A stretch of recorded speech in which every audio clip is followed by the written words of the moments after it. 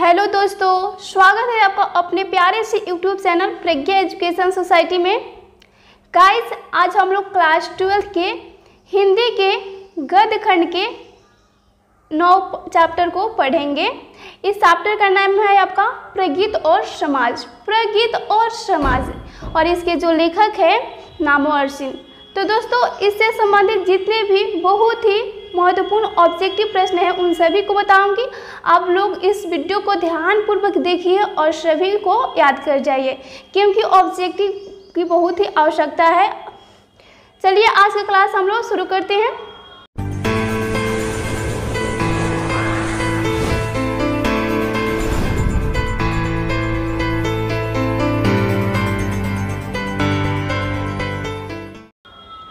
देखिए, चैप्टर का तो नाम है प्रगीत और समाज। प्रगीत और समाज का क्या अर्थ होता है? प्रगीत यानी जो भी कवि या लेखक होते हैं, कवि जो लिखते हैं कविता, या फिर लेखक जो लिखते हैं कहानी, निबंध, एकांकी, उपन्यास, कुछ भी वो लोग लिखते हैं, तो वो लोग अपनी कविता या कहानी में किस शब्दों का प्रयोग करते हैं, जिस शब्द या उस कहानी कविता को पढ़कर हमारे समाज में क्या इफेक्ट पड़ता है, समाज के लोगों पर मतलब उसका क्या प्रभाव पड़ता है, कैसा दृश्य देखने को मिलता है, इसका अर्थ यह हुआ।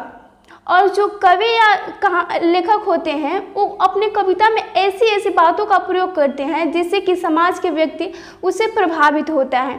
कोई भी कवि या लेखक किसी भी घटना को बहुत ही अच्छी तरह से एग्जामिन करता है, फिर उस पर वह लिखता है, बहुत ही सोच विचार कर लिखता है। इसलिए तो कहा जाता है कि जहाँ जाए न रवि वहाँ जाए कवि, यानी जहाँ तक सूर्य का प्रकाश नहीं जा सकता है वहाँ तक कवि जो होता है उनका सोच जा सकता है और वे अपनी कविताओं में लिख सकते हैं।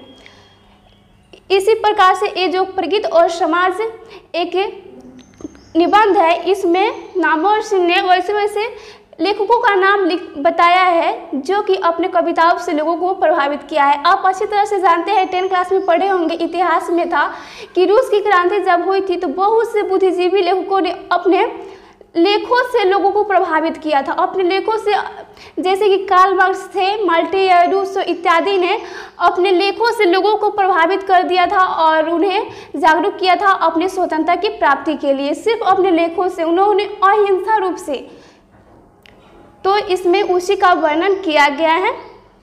तो चलिए देखते हैं इसका ऑब्जेक्टिव। पहला है, नामवर सिंह की कौन सी रचना है, यानी जो कवि है हमारे नामवर सिंह प्रगीत और समाज के लेखक हैं, तो इनकी कौन सी रचना है जो ऑप्शन दिया है उसके अकॉर्डिंग। तो इसका आंसर क्या होगा? देखिए, पहले ऑप्शन दिया है अर्धनारीश्वर। अर्धनारीश्वर तो नहीं होगा, ये रामधारी सिंह दिनकर की रचना है जो कि आपके चैप्टर इसी में है, अर्धनारीश्वर। ओ सादा नीरा, ये भी नहीं होगा, ओ सादा नीरा ये जगदीश चंद्र माथुर की रचना है। ओ सादा नीरा जगदीश चंद्र माथुर की, जो कि इसी में है। और प्रगीत और समाज यह नामवर सिंह के द्वारा लिखा गया है। प्रगीत और समाज, प्रगीत और समाज ऑप्शन नंबर सी राइट होगा। तिरिक्स नहीं होगा, यह उदय प्रकाश जी का है, तिरिक्स, जो कि आपकी इसी चैप्टर, सब इसी चैप्टर में का है। और इसका आंसर क्या होगा? ऑप्शन नंबर सी, प्रगीत और समाज नामवर सिंह के द्वारा लिखा हुआ है। नेक्स्ट प्रश्न है, नामवर सिंह के गुरु कौन थे, यानी जो हमारे कवि बनते हैं नामवर सिंह, तो उनके गुरु जो रहे हैं, प्रेरणादायक रहे हैं गुरु, तो वो कौन थे? तो देखिए, इसका आंसर हो जाएगा आपका ऑप्शन नंबर बी, वे हजारी प्रसाद द्विवेदी जी को अपने गुरु मानते हैं। Option number B, Hazari Prasad Dwivedi ji Namvar Singh के गुरु थे। ऑप्शन नंबर बी राइट होगा। फिर अगला प्रश्न है, नामवर सिंह ने बीए तथा एमए की शिक्षा कहाँ से प्राप्त की? नामवर सिंह ने अपने बीए और एमए का जो शिक्षा प्राप्त किया वो कहाँ से, किस राज्य से या किस कॉलेज से प्राप्त किया? तो यहाँ पर कॉलेज का नाम दिया है, देखिए JNU, DU, BSU, इनमें से कहीं नहीं। तो इसका आंसर होगा आपका ऑप्शन नंबर सी, BSU से नामवर सिंह ने बीए तथा एमए की शिक्षा प्राप्त की थी। ऑप्शन नंबर सी राइट होगा, BSU। फिर नेक्स्ट प्रश्न है, प्रगीत कैसा काव्य है? जो प्रगीत होता है वह कैसा काव्य होता है? तो ऑप्शन नंबर इसका होगा ऑप्शन नंबर सी, प्रबंध काव्य है। जो प्रगीत होता है वह प्रबंध काव्य होता है। ऑप्शन नंबर सी राइट होगा, प्रबंध काव्य। फिर अगला प्रश्न है, दुनिया को हाथ की तरह गर्म और सुंदर होना चाहिए, यह किस कवि की कविता का अंश है? दुनिया को देखिए कवि क्या बोल रहा है, दुनिया को हाथ की तरह गर्म और सुंदर होना चाहिए। ये जो हमारा संसार है, दुनिया है, उसे हमारे हाथों की तरह गर्म और सुंदर होना चाहिए। तो यह किस कवि की कविता का अंश है, मतलब कौन से कवि लिखे हैं कविता, उसमें का यह एक लाइन है। तो इसका आंसर होगा option number A, Kedarnath Singh. Kedarnath Singh, option number A right होगा, केदारनाथ सिंह। फिर अगला प्रश्न है, आचार्य रामचंद्र शुक्ल के काव्य सिद्धांत का आदर्श कौन सा काव्य है। आचार्य रामचंद्र शुक्ल के जो काव्य है उसका सिद्धांत का आदर्श कौन सा काव्य होता है। तो इसका आंसर होगा ऑप्शन नंबर सी, प्रबंध काव्य। प्रबंध काव्य, ऑप्शन नंबर सी राइट होगा, प्रबंध काव्य। फिर अगला प्रश्न है, सहर्ष स्वीकारा है कविता के रचयिता कौन है। सहर्ष स्वीकारा है यह कविता है, इसके लेखक कौन है। तो इसके आंसर होगा option number B, Muktibodh. Option number B right होगा, मुक्तिबोध, यानी गजानन माधव मुक्तिबोध। इनका पूरा नाम होता है Gajanan Madhav Muktibodh. Option number B right होगा। फिर अगला प्रश्न है, सच्चे अर्थों में प्रगीतात्मकता का आधार क्या है। यहाँ पर प्रगीतात्मकता होगा, कुने होगा। सच्चे अर्थों में प्रगीतात्मकता का आधार क्या होता है। तो इसका आंसर होगा आपका ऑप्शन नंबर सी, समाज के विरुद्ध व्यक्ति। समाज के विरुद्ध व्यक्ति प्रगीतात्मकता का अर्थ होता है, ऑप्शन नंबर सी राइट होगा, समाज के विरुद्ध व्यक्ति। फिर अगला प्रश्न है, पर किसने यह सातों सागर के पार एकाकीपन से ही मानो हार, यह किस कवि के कविता का अंश है। मतलब ये जो एक लाइन है यह किस कवि के द्वारा लिखा हुआ कविता का एक लाइन है। तो इसका आंसर होगा option number A, Shamsher Bahadur Singh. Shamsher Bahadur Singh की कविता का यह अंश है, ऑप्शन नंबर ए राइट होगा। फिर अगला प्रश्न है, नागार्जुन के काव्य संसार के प्रगीत नायक का व्यक्तित्व किस प्रकार का है। नागार्जुन जो कि कवि हैं उनके काव्य संसार के प्रगीत नायक का व्यक्तित्व किस प्रकार का है। तो इसका आंसर होगा ऑप्शन नंबर सी, निष्कवच फक्कर। निष्कवच फक्कर होगा, यहाँ पर होगा निष्कवच फक्कर की तरह है, निष्कवच फक्कर। ऑप्शन नंबर सी राइट होगा। फिर अगला प्रश्न है, नामवर सिंह को कविता के नए प्रतिमान पर साहित्य अकादमी पुरस्कार कब मिला। नामवर सिंह को कविता के नए प्रतिमान पर साहित्य अकादमी पुरस्कार कब मिला, उन्हें कब साहित्य अकादमी पुरस्कार से सम्मानित किया गया था। तो इसका आंसर होगा ऑप्शन नंबर बी, 1971 ईस्वी में उन्हें साहित्य अकादमी पुरस्कार से सम्मानित किया गया था, 1971। ऑप्शन नंबर बी राइट होगा। फिर अगला प्रश्न है, तन गई रीढ़ किसकी कविता है। तन गई रीढ़ यह किसकी कविता है, किस लेखक के द्वारा लिखा हुआ। तो इसका आंसर होगा ऑप्शन नंबर सी, नागार्जुन के लिखा हुआ यह कविता है तन गई रीढ़, ऑप्शन नंबर सी। फिर अगला प्रश्न है, नामवर सिंह 1970 में किस विश्वविद्यालय में हिंदी विभाग के अध्यक्ष पर प्रोफेसर के रूप में नियुक्त हुए। नामवर सिंह 1970 ईस्वी में किस विश्वविद्यालय में हिंदी विभाग के अध्यक्ष पद पर प्रोफेसर के रूप में नियुक्त हुए थे, किस विश्वविद्यालय पूछा जा रहा है।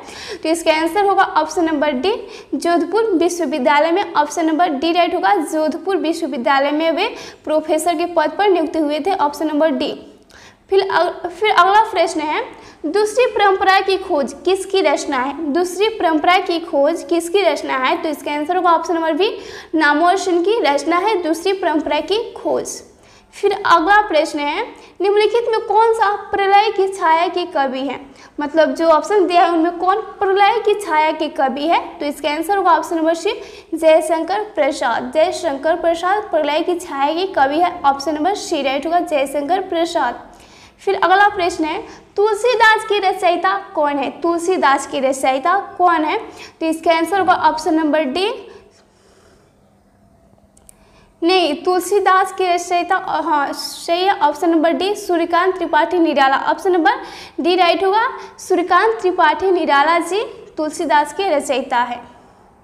फिर अगला प्रश्न है, कविता के नए प्रतिमान के लेखक है। कविता के आपके ऊपर एक प्रश्न था कि कविता के नए प्रतिमान पर नामवर सिंह को साहित्य अकादमी पुरस्कार से कब सम्मानित किया गया था। तो उसका आंसर था 1971।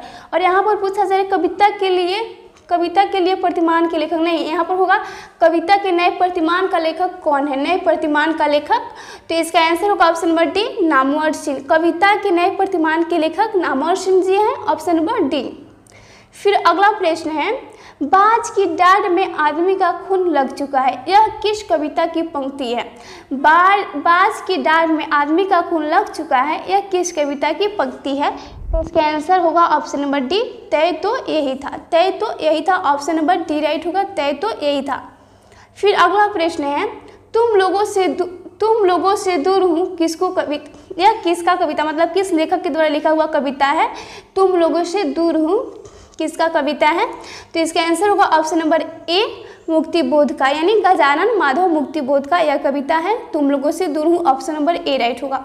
फिर अगला प्रश्न है, नामवर सिंह का जन्म कब हुआ था? नामवर सिंह का जन्म पूछा जा रहा है, कब हुआ था? तो इसके आंसर का ऑप्शन नंबर ए, 28 जुलाई 1927 को नामवर सिंह का जन्म हुआ था, ऑप्शन नंबर ए राइट होगा।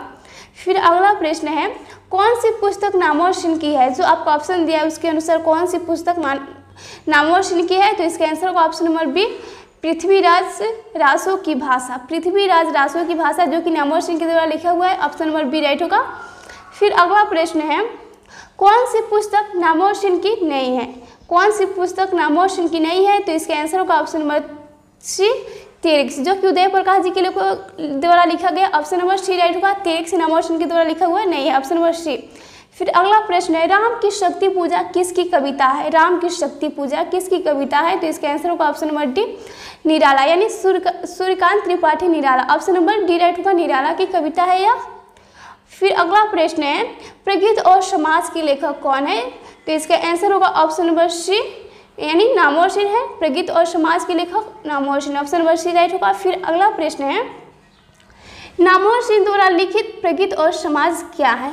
यह मतलब क्या है? तो मैंने बताया कि एक निबंध है यह, तो इसका आंसर होगा ऑप्शन नंबर बी, निबंध है। प्रगीत और समाज एक प्रकार का निबंध है। फिर अगला प्रश्न है, नामवर सिंह को किस कृति पर साहित्य अकादमी पुरस्कार प्राप्त हुआ? तो इसका तो आंसर आप लोगों को पता होगा, ऑप्शन नंबर ए होगा, कविता के नए प्रतिमान पर उन्हें साहित्य अकादमी पुरस्कार से सम्मानित किया गया था 1971 ईस्वी में, ऑप्शन नंबर ए राइट होगा। फिर अगला प्रश्न है, नामवर सिंह प्रधान संपादक थे, नामवर सिंह प्रधान संपादक थे किस चीज़ के? तो इसके आंसर होगा ऑप्शन नंबर डी, आलोचना, यानी त्रैमासिक के आलोचना के संपादक थे, ऑप्शन नंबर डी। फिर अगला प्रश्न है, कमायनी के कवि है, कमायनी के कवि कौन है? तो इसके आंसर होगा ऑप्शन नंबर डी, कमायनी के कवि निराला है, ऑप्शन नंबर डी। फिर डी होगा। फिर अगला प्रश्न है और ये आपका लास्ट प्रश्न है, लिरिक का पर्याय है, लिरिक का ऑपोजिट क्या होता है? पर्याय मतलब क्या होता है और लिरिक का? तो इसका आंसर होगा ऑप्शन नंबर ए, प्रगीत, लिरिक का अर्थ होता है प्रगीत, ऑप्शन नंबर ए राइट होगा। तो फ्रेंड्स, आपके इस चैप्टर का जो था पूरा ऑब्जेक्टिव प्रश्न पूरा हो गया है। फिर अगले चैप्टर का मैं लेकर आऊँगी, तब तक आप इन सभी को याद कर जाइएगा। मिलते हैं अगले वीडियो में, तब तक के लिए जय हिंद, जय भारत।